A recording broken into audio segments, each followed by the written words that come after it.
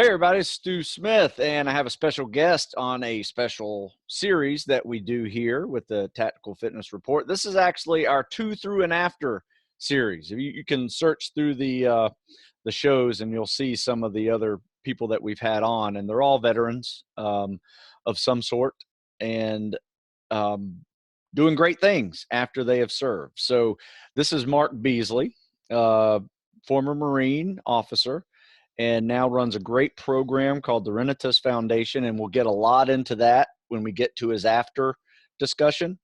But first of all, Mark, hey, welcome to my series. Thanks for coming on. Good to be here, Stu. Thank you.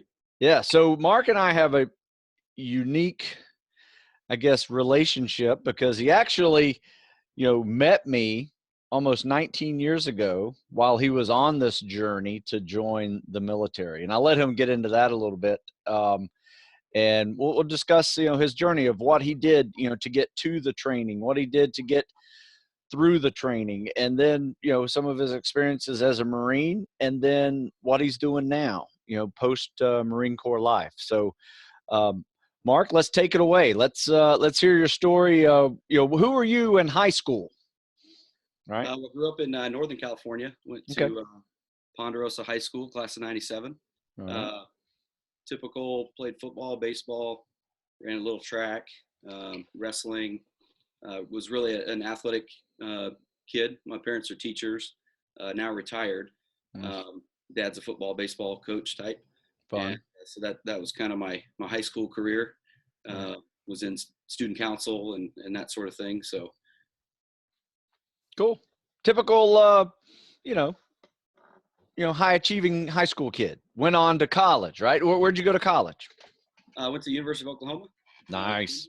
Yep. So did 4.5 years there and graduated in 2001. So got a ROTC scholarship out of high school.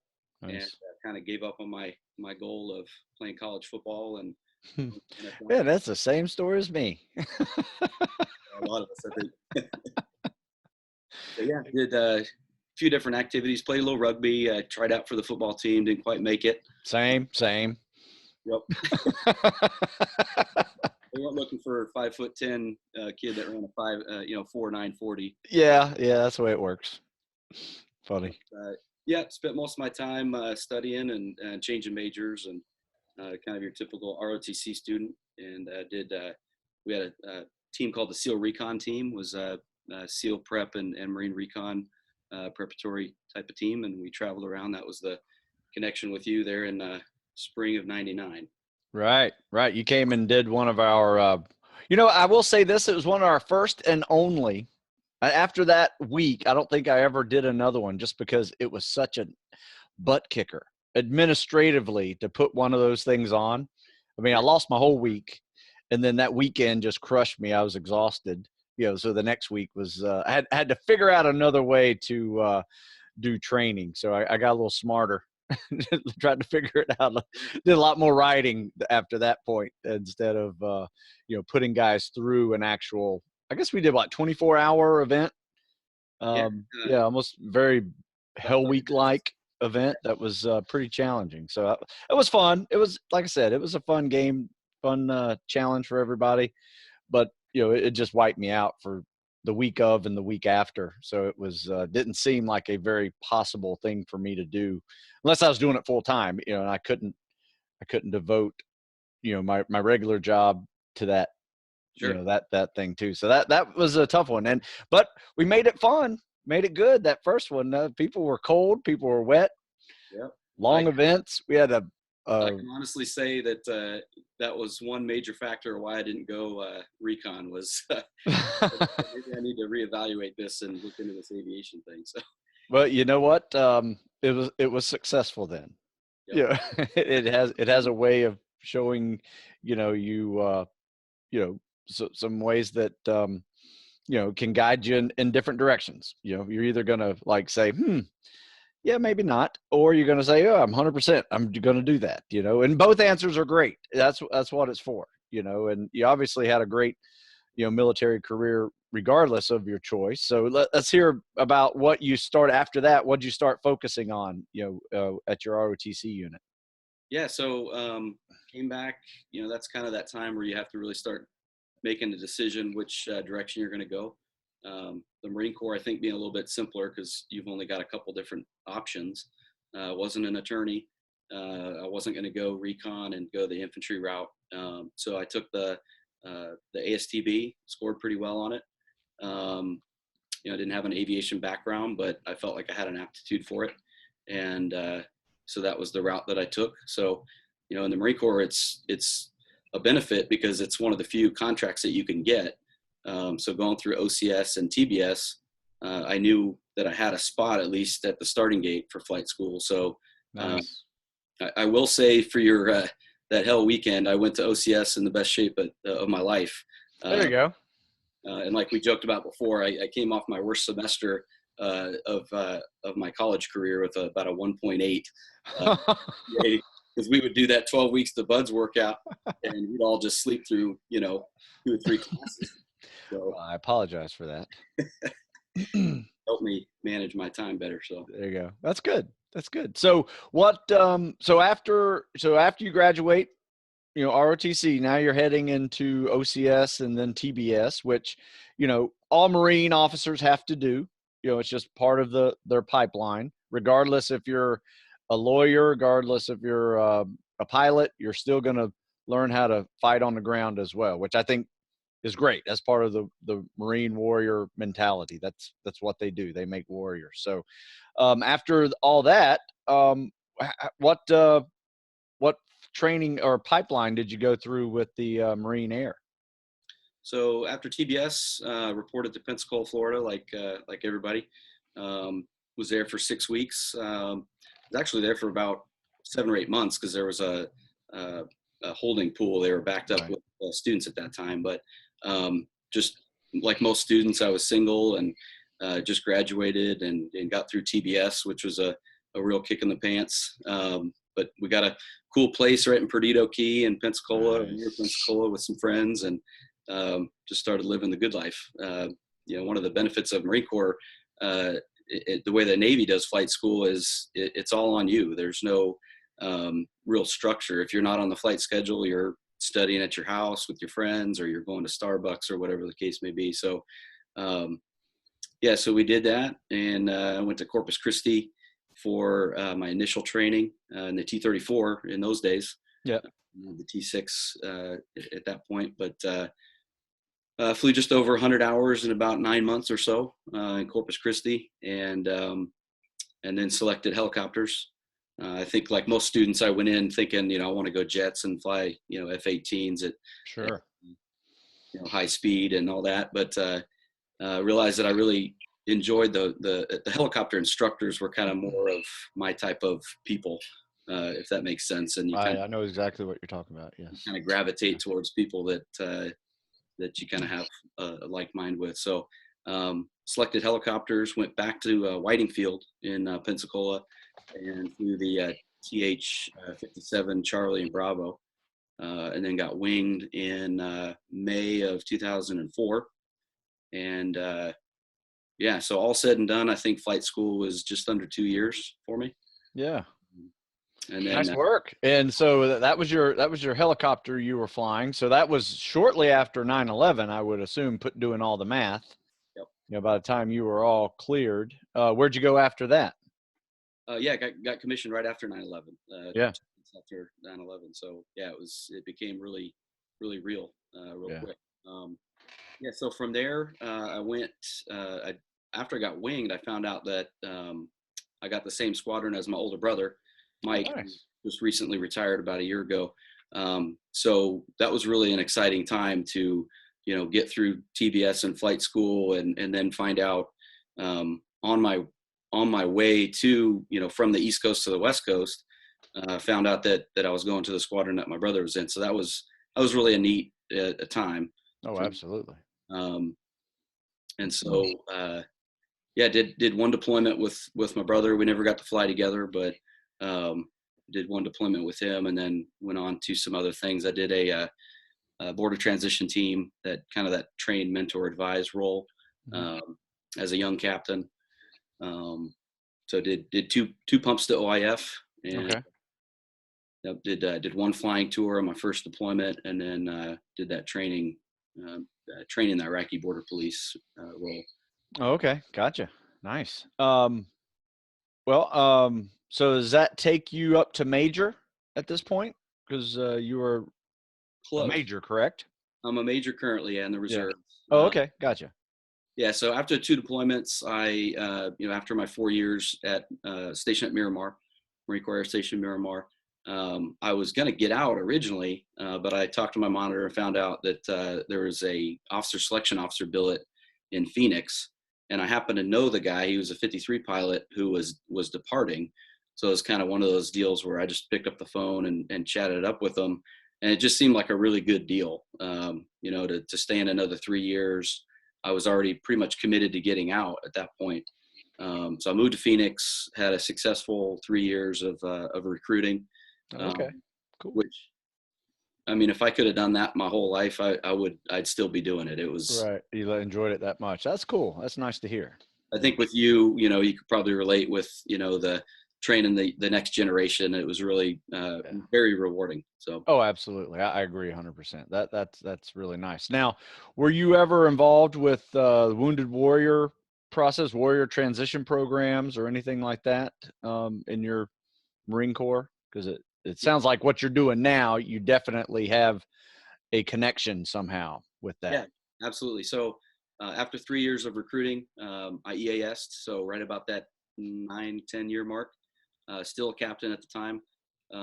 Really the first time in my life where I was having to go to job interviews and kind of, now that I'm, Yeah.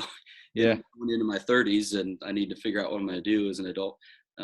Got hooked up with a medical company, was in medical sales, cancer diagnostics, had the state of Virginia as a territory. So had some recruiting experience, was a sales rep for about 3 years, realized that I didn't enjoy it, but it was some good skills that I was learning. And then I found out about a really unique opportunity with the Marine Corps Wounded Warrior Regiment, based in Quantico. And I knew the OPSO there. I was working, and I said, I was driving by Quantico, and I said, let me just stop in there and see my friend and see if there's a place for me here at the regiment. And sure enough, there was.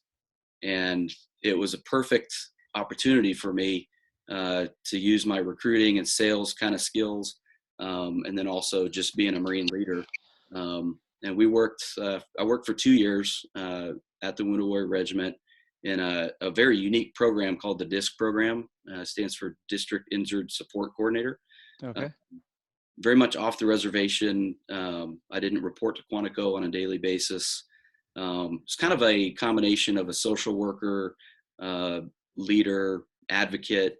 We basically had a caseload, like case managers, social workers are, of anywhere from 20 to 40 Marines at any given time.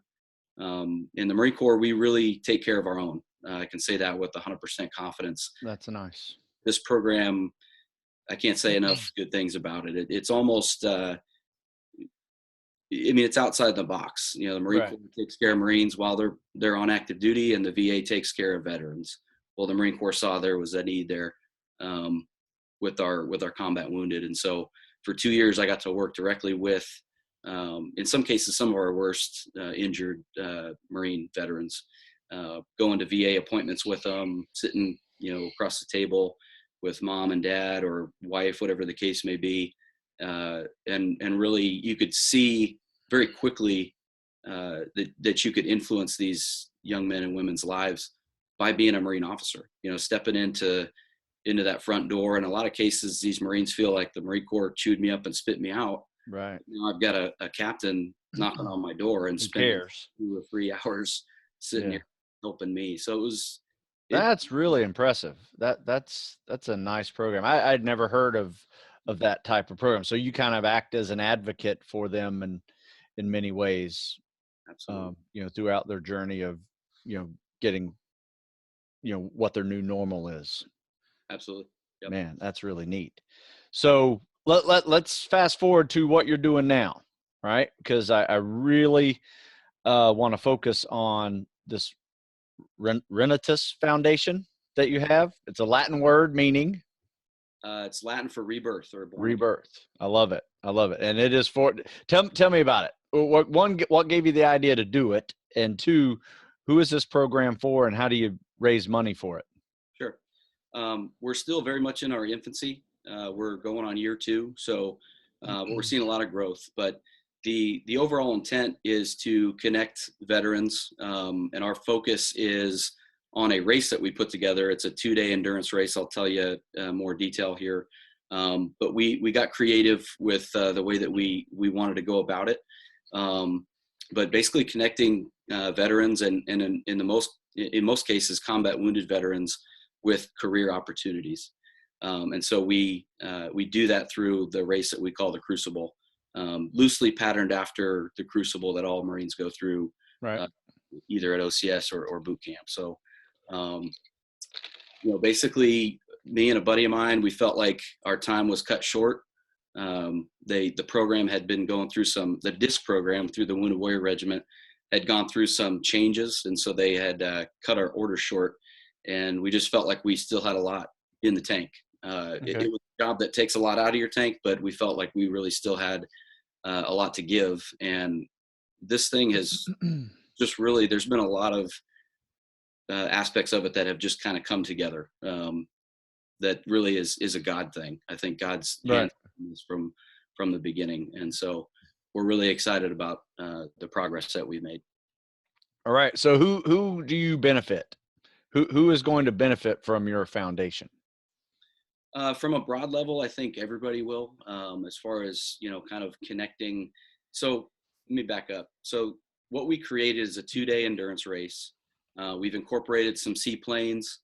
People ask why. I say, why not? I think really the reason why we incorporated the seaplane aspect to it is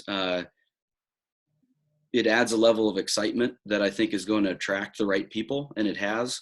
Mm-hmm. And specifically with veterans, you got to look at, and not to lump everybody into one category, but a lot of times you get Marines, and just by pure numbers and how we fight wars, the youngest men and women are the ones on the front line, right? So most of the time, these young men and women, they're in that 18 to 25-year-old age group where they're young, impressionable, and they're with really the best friends they're ever going to have. And now lay on top of that, they go through some pretty horrific circumstances, leave it at that. Yeah. And so there's an overabundance of nonprofits and organizations that benefit veterans. And that's great. I mean, we live in a society where it's a lot different than it was, post-Vietnam. Absolutely. We should be. Yeah, absolutely. And it's, but it's kind of a flooded market. I mean, there's a lot of different organizations, and I learned pretty quickly that a lot of these wounded vets, they say, sir, I answer 30 phone calls a day of different organizations that want to help. And that's if you're going to have a problem, that's a good problem to have. So we needed to create something in my mind that really incentivized the veterans to get out of their basement, to get off medication. And, as well as anybody, the physical fitness aspect is huge. And then the aspect of getting these veterans together up in the woods, in the mountains. We hosted at a Boy Scout reservation in the Blue Ridge Mountains, pretty close to Virginia Military Institute. Oh, okay. Nice. So I kind of went off on a tangent, but that just kind of explains why the seaplane, why 2 days. It's exciting. Gets adrenaline going again. Yeah. And also it proves to the civilians out there that, hey, we're still willing to work. I think that our generation is entitled to begin with. And I think that as veterans, there's another layer of entitlement. And that doesn't work in the workforce. No. People appreciate your service. Yes. But you're still expected to work. And that's what we sort of preach to our vets, that, hey, come out here, use this as an excuse to get back in shape. You're going to be side by side with some influential civilians, and you could potentially, have a career type of opportunity come from it. So it's kind of like a career fair on steroids. I love that. And, you're able to showcase the Marines that come out there, their skills, that they would have compared to maybe a guy who's been corporate life, all his life, maybe he did some Boy Scouting when he was younger or something, but he's obviously interested in this type of activity. But you're really able to get people to connect on a different level. That's one hell of a job interview, I will say. I like that Right. that idea. I mean, in fact, I am so focused on this next event. Tell me about this next event that you have, because I am coming down. I'm going to do this thing with you guys, and I'm not sure where I will be, but I'll be happy to team up with whoever. And I think that'd be a fun thing for me, as well as, I think it sounds very rewarding, and, any way I can help you get the word out, um, sharing some of the experiences that you tell me that you're having, I'd be honored to be involved. So yeah, let's talk about this next event for a little bit, and tell me what it goes from like A to Z. Like, Sure. Fill me in on how it's going. Sell me on coming. Okay, cool. So in just over a year, we've done 2 races so far. We had 4 people come. There's 4 Marines from my reserve squadron in New York. They came down and they were kind of the guinea pigs. That was last October. Fast forward about 6 months, we did another race with 6. So a little bit of growth. This next race is September 14th through the 16th. Okay. Really, the 14th and 15th are the big, heavy hitting days. But conservatively, we've got about 24 people. Nice. I love it. So that's a real big spike in excitement for this race. And I got to give, credit where credit's due. We've partnered with a Seaplane Part 135 charter service out of Fort Lauderdale. Oh, okay. This company, it's called Tropic Ocean. It was started about 10 years ago from a former Navy Top Gun instructor, F-14 pilot, Rob Ciravolo. And he's really grown this business in 10 years. I think they have almost 15 Cessna Grand Caravans on amphibious floats. That's hands down the best seaplane in that seaplane market. So okay. Turboprop, goes 150 knots. It's amazing. It's got 8 seats. So they're not giving us, but they're providing an aircraft for our race. Nice. And the concept is sort of whisk people away, take them up into an austere environment, drop them off, and, kind of literally sink or swim, because the first event is a 500-meter open water swim. They climb right down out of the aircraft and swim across the lake. So kind of an eye-opening experience, maybe not to a Navy SEAL, but the rest of us. Hey, I've done many training jobs completely wet the entire time. So it sounds like that's the way it starts. Yeah. Your team will probably take the gold. I'm glad we got you on camera saying that you're coming too. So. Oh yeah, man. I've already said it. So I'm coming. Yeah. I'm excited. Cool. And then I don't want to give too much of the secrets away, but that day one is the seaplane ride, the swim. We're going to be crawling through the mud and doing a bunch of fireman's carry, mainly body weight. We got ammo cans that we're doing. So there's a bunch of different aspects to day one that really get the excitement level up, and really you're going to sleep well on night one. But we wake up bright and early the next day. We do a hike, and then my partner Pete Capuzzi, he's a retired major infantry officer. He's developed the course itself within those 2 days, and he's taken his experience and put it into what we're doing, and it's pretty exciting to watch. So some of the things that make us different is it's all team oriented, so it's all based on the fire team. All right, cool. Our concept is to have 1 veteran to 3 civilian athletes. That's the mix that we're looking for. And like you hit, I mean, you're going to create bonds in a 2-day period quicker than a 30-minute walking around the a hotel with booths set up and the typical career fair kind of thing. So that's kind of the goal. So another aspect, so if there's folks out there that want to use this as a team building, corporations, this is a team building experience. Okay, there you go. And we're hoping to kind of tap into the obstacle course race market. It's actually, as I'm learning, it's a lot bigger than I even thought. It's huge. Absolutely huge. Yeah. Over 50 races that are qualifying races for the national championships. and they're doing a world championship in South Africa. So I'll just come out and say it. Our goal for this next year is to qualify as one of those races in Oh, wow. market. Yeah. So that's what we're gearing towards. So if we keep seeing the growth, I think we can get there. But the other big element is the leadership aspect. And what we try to do with what we're going to attempt to do with our fire team leaders is have these guys almost like a revolving door, but keep veterans around to do at least a handful of these races, so they kind of have the answers to the test, Right. and Sure. set them up for success to That's really cool.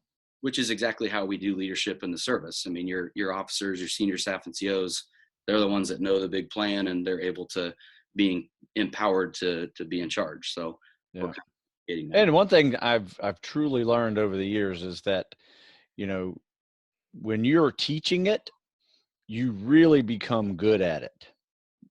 You know what I'm talking about? There's a difference between being a student and being a teacher. It might be the same exact thing that you've done, year after year, but when you're teaching it, there's a whole different mindset of going into it. And, if you're helping a team of 3 go through it, and you've kind of been there, done that a little bit, then it just sets the guy up for success. And there may be some attitudes that go all along with it, especially when people get tired and hungry, but that's something you have to deal with as a leader as well. So, I'm really looking forward to seeing this. In fact, what we'll do is we'll put a link to your website and how people can contact you in the description of this podcast. So they can see that in the iTunes, Google Play, YouTube, places where we host these things, and should be able to link directly to you. So hopefully we'll get some interest, whether it's veterans who want to take a part of it, or civilians that want to learn from these veteran resources that you're offering, which I think is a great idea, showcasing veteran skills. Outstanding. Yeah. So any last thing we haven't discussed in your to, through, and after journey? I'll just leave you with this. I mean, this is something that's changed my life tremendously. It's opened doors for me already, just with the power of the network that we have. Being a nonprofit, we're attracting the right people because, we're not paying people. So right. Folks, the handful of folks that are on board are in it for the right reason. But yeah, like I said, I see this being a very impactful endurance race in that OCR market, and I really think that we're gonna accomplish our goals here pretty shortly. And I think having you on board and having some of the other big names that we've got showing up, it's going to be great. And I'll just wrap up the race real quick because I got a little long-winded. We do a Warriors meal. We're having it catered by Southern Inn out of Lexington. So all kinds of great food, and that's a tradition in the military, as you know. Sure. Is you go through the Crucible, you sit down with your brothers and sisters and have a Warriors meal, and you got that sense of accomplishment and kind of, hey, now we're a team. And we're also going to bring in guest speakers. We've got retired Gunnery Sergeant Nick Popovich. He was known as the Cigar Marine. Yeah. Time magazine. He's like a lot of things in this, that he's been there, done that, and he can lead from example. He's combat wounded himself, and he's come out the other end. And he's got an amazing story. He tells it well, and he's just he's the gunny, and that's what that. So he's going to tell his story, and also he's on board with being on the staff. We got lucky that he's semi-retired, so we've got a little bit more of his time than we normally wouldn't have. So he's definitely going to help build the team on the veteran side as well, and we're just excited to have him and folks like that. So. Oh man, that's incredible, Mark. Hey, thanks for sharing your story. Thanks for your service. What you're doing today, especially, and I think this foundation you've created is going to just really help a lot of people in the future as well. So congratulations on all of that. And like I said, I'll be sharing this out with many people as I possibly can in my network, and hopefully we'll find some future takers for you for this race that you're putting on. And like I said, I've already said it. I'll be there in September. Sounds good, Stu. I really appreciate your time, and look forward to having you out there and having your involvement. You bet, man. Thank you very much. All right, take care. All right.